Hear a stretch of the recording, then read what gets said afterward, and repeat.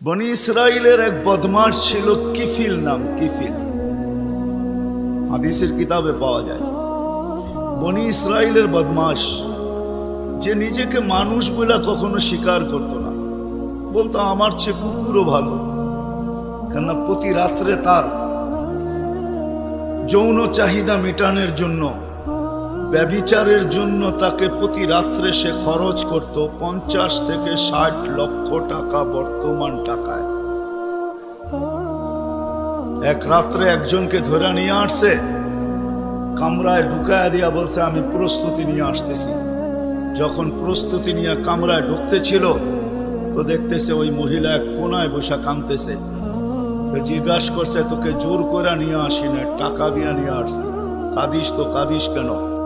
মহিলা কিফিলকে বলতেছিল, কিফিল আমি বাজারি মেয়ে না, বিপদ তোর হাতে আমাকে নিয়ে আসছে, কিন্তু কাঁদতেছি কেন জানিস? কালকে এই চেহারাটা আল্লাহকে কি করে দেখাবো। বলতে দেরি কিফিলের দিল ছিদ্র হতে দেরি হয় না, ভেদ করতে দেরি হয় না। টাকাগুলো হাতে উঠায় দিয়ে বলছে, বোন তোর গায়ে আমি হাত দিব না, তওবা করলাম, কিন্তু তোর কাছে অনুরোধ তুই চোখের পানি দিয়ে আল্লাহকে একটু বইলা দে। ওই রাত্রেই কিফিল মারা গেছে। বাস্তবিক উঠায় দেখেন কিতাবে, সমাজের কেউ ছিল না এরকম যে কিফিলের মাটি তো দূরের কথা, লাঠি দিয়া গর্তে ধাক্কাইতে ধাক্কাইতে ফালাবে, সমাজের কেউ এরকম ছিল না।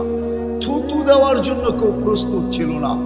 কিন্তু সকালে তার দরজায় লেখা উঠছে, কদ গফারাল্লাহু লিকিফলিন, আল্লাহ কিফিলকে মাফ করে দিয়েছে।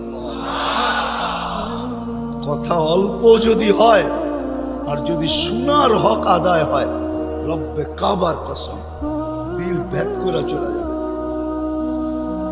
আর যদি সারা রাত্র শুনি আর দিলে না গাঁথলাম, তাহলে সত্য এটাই হবে।